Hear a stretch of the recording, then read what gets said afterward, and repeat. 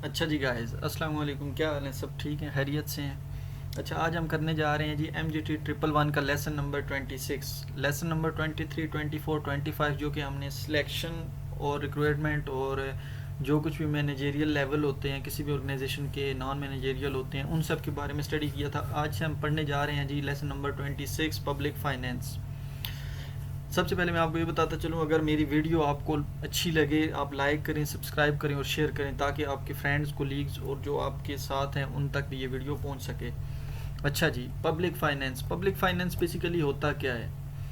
Finance कहते हैं जी जो मनी के रिलेटेड फाइनेंशियल जो मतलब चीज़ें होती हैं उनको जो है ना फाइनेंस कहते हैं। पब्लिक फाइनेंस जैसा कि यहाँ लिखा हुआ है, public finance is related to financing of government activities. Government की फाइनेंसिंग की जितनी भी एक्टिविटीज़ होती हैं, आया कि वो टैक्स हो, एक्सपेंडिचर्स हो, या what's ever goods and services के रिलेटेड जितना भी गवर्नमेंट का मनी के रिलेटेड काम होता है, एक्टिविटीज़ होती हैं, उन सब को हम पब्लिक फाइनेंस कह सकते हैं। उसके बाद कहता है जी कि public finance has undergone repeated revision in line with development in state and government activities. अच्छा, उसमें उसके बाद बताता है जी कि इसकी डेफिनेशन या कॉन्सेप्ट क्या है, मतलब पब्लिक फाइनेंस होता क्या है। वैसे वही पिछली definition, public finance deals with the finance of the government. The finance of the government include raising and disbursement of government funds. अभी देखें कि फाइनेंस, पब्लिक फाइनेंस होता है जी कि एक गवर्नमेंट है, उसने एक फंड को, गवर्नमेंट फंड को रेज किया, फिर डिस्बर्समेंट मतलब कि मनी को पे करना, मतलब जहाँ जहाँ उसको पे करना है वहाँ तक पे करवाना, इस सारे प्रोसेस को पब्लिक फाइनेंस कहते हैं। ठीक है। उसके बाद कहता है जी कि कार्ल फेलम says that the term public finance has come to be confined to the study of funds raised by the government to meet the cost of the government activities and the responsibilities. कहते हैं जी कि Karl phellem कहते हैं कि study of funds जो कि raise होते हैं, फंड्स जो रेज होते हैं गवर्नमेंट की एक्टिविटीज़ और रिस्पॉन्सिबिलिटीज़ को फुलफ़िल करने के लिए, इन तमाम चीज़ों की स्टडीज़ को हम पब्लिक फाइनेंस कह सकते हैं। ठीक है। उसके बाद आगे बताता है जी कि कुछ जो है ना हाउस होल्ड और पब्लिक जो है ना फाइनेंस, इनके बारे में हमें पता होना चाहिए। हाउस होल्ड मतलब कि जो एक फर्म या किसी इंडिविजुअल के बारे में होता है ना, उसको हाउस होल्ड कहते हैं। और जब हम बात करते हैं ना किसी मतलब पब्लिक की, ओवरऑल गवर्नमेंट की, इकॉनमी की, तो इन चीज़ों में वो आ जाता है जी पब्लिक लेवल पे। ठीक है। ये पब्लिक होल्ड हाउस होल्ड का, पब्लिक हाउस होल्ड का जो वर्ड था, ये मसग्रेव कॉल्स ने गवर्नमेंट सेक्टर को जो है ना पब्लिक हाउस होल्ड का नाम दिया था। अच्छा जी, उसके बाद बताता है जी कि कंपोनेंट्स ऑफ पब्लिक फाइनेंस। अभी पब्लिक फाइनेंस हमें पता चल गया कि क्या है पब्लिक फाइनेंस। अच्छा जी, उसके बाद बताता है जी कि गवर्नमेंट जो ऑपरेट होती है ना, वो 3 लेवल पे होती है, फेडरल, प्रोविजनल और लोकल लेवल। मतलब 3 लेवल हो गए ना, फेडरल भी हो गया, प्रोविजनल भी हो गया, प्रोविंशियल भी हो गया एंड लोकल भी हो गया। लेकिन कहते हैं जी कि पब्लिक फाइनेंस का इन तीनों लेवल पे, या फिर जब होता है मतलब एक्टिविटीज़ होती हैं, तो इनमें पब्लिक फाइनेंस के 3 कंपोनेंट्स कौन से होते हैं? तो बेसिकली पब्लिक फाइनेंस के 4 कंपोनेंट्स होते हैं मेन। सबसे पहला है जी पब्लिक रिवेन्यू। पब्लिक रिवेन्यू मतलब कि public revenue source of government income. Income क्या है जी?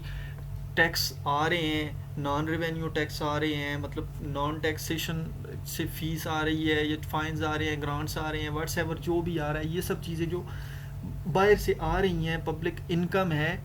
ये क्या होता है जी?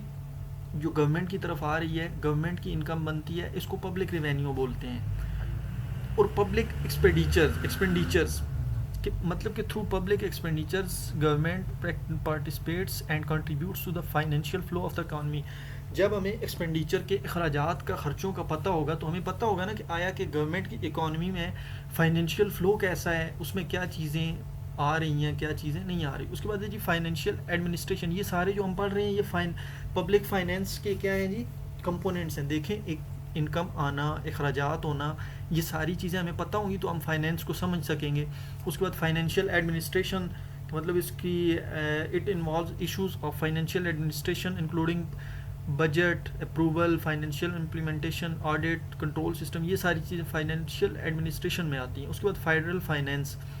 अच्छा जी, it studies the multi-layer, the three level of the government system of the government which necessitates a division of function and resources between the layers of the government and inter governmental relationships.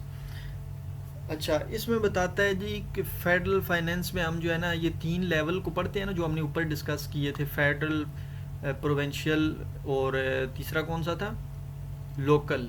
Good. इन तीनों को जब हम पढ़ते हैं तो इनकी जो layers में फाइनेंस को हम डिस्कस करते हैं तो इसको क्या कहते हैं, फेडरल फाइनेंस कहते हैं। उसके बाद कहता है जी कि एक होता है पब्लिक फाइनेंस और एक होता है प्राइवेट फाइनेंस। कहता है कि इनमें सिमिलरिटीज़ क्या हैं और डिफरेंसेस क्या हैं। अगर हम इनकी डेफिनेशन को देख लें तो हमें बड़े अच्छे से समझ आ जाएगी। हम सबसे पहले करते हैं जी प्राइवेट फाइनेंस को। प्राइवेट फाइनेंस क्या होता है जी, private finance means the financial problem of individual economic units. क्या जी, private finance means the financial problem of individual economic unit.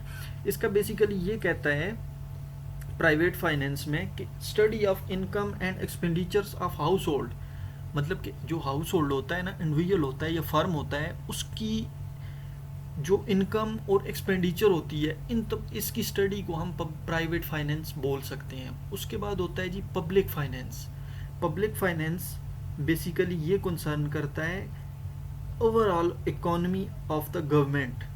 ये किसी इंडिविजुअल पे नहीं, ये रेवेन्यू, इनकम, एक्सपेंडिचर्स, ये तमाम चीज़ें जब हम गवर्नमेंट के रिलेटेड पढ़ते हैं तो ये तमाम चीज़ें किस में आ जाती हैं, पब्लिक फाइनेंस में। ठीक है, इसमें ये सिमिलरिटीज़ डिफरेंसेस में यही चीज़ें बता रहा है। जो इंपॉर्टेंट थी वो मैंने आपको बता दी हैं।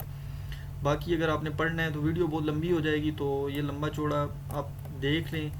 ठीक है, उसके बाद बताता है जी कि public sectors is the important sector, public sector is the important sectors and it can be operated in an effective way to improve the performance of economy। अच्छा जी, बताता है जी कि इकोनॉमिक सिस्टम होता है, ये जो तमाम इकोनॉमी का सिस्टम होता है ना, ये इसी को इकोनॉमिक सिस्टम कहते हैं। और कहता है कि पब्लिक इकोनॉमिक सिस्टम और पब्लिक फाइनेंस ये दोनों जो है ना इन लाइन साथ साथ चलती हैं। ठीक है, कहता है कि इनको जब हम परफॉर्मेंस ऑफ इकोनॉमी को बेहतर करना चाहें ना, तो ये पब्लिक सेक्टर्स को, प्राइवेट सेक्टर्स को, इनकी फाइनेंस मैनेजमेंट को, एडमिनिस्ट्रेशन को, इन तमाम चीज़ों को स्टडी करना हमारे लिए बहुत ज़्यादा इम्पॉर्टेंट होता है। अच्छा जी, एक और चीज़ जो बहुत ही इम्पॉर्टेंट है, ये मैं हाईलाइट करना भूल गया, ये चीज़ आपने देख लेनी है। इसमें बताता है जी कि Keynesian views the government will have to invest to increase employment and the wages. कहता है जी कि अगर आप चाहते हैं कि इम्प्रूवमेंट हो तो आपको इन्वेस्टमेंट ज़्यादा करनी होगी एम्प्लॉयमेंट्स पर और उनकी वेजेस पर। तो जब आप ये करेंगे तो आप फेल्यूर से, जो मार्केट फेल्यूर होता है, उसको बचा सकते हैं। ठीक है, ये था जी लेसन नंबर 26 पब्लिक फाइनेंस के रिलेटेड। लेसन नंबर 23, 24, 25 भी हमने पढ़ा था। आपने अगर वो वीडियो नहीं देखी तो आप जाकर वो वीडियो भी देख सकते हैं। यहाँ तक हमारे लेसन नंबर 26 तक कंप्लीट हो गए हैं। अभी हम लेसन नंबर 27 में बजट के बारे में पढ़ेंगे, लेकिन वो नेक्स्ट वीडियो में पढ़ेंगे। अच्छा, होप सो कि आपको समझ आ गई होगी। अगर आपको वीडियो अच्छी लगी, आप अपने दोस्तों के साथ, अपने जो रिलेटिव है, मतलब कि जो कोलीग्स हैं, उनके साथ इस वीडियो को शेयर करें, लाइक करें, सब्सक्राइब करें, ताकि दूसरों का भी फ़ायदा हो। ठीक है, वो अपना ख्याल रखिएगा। ठीक है, अल्लाह हाफिज़।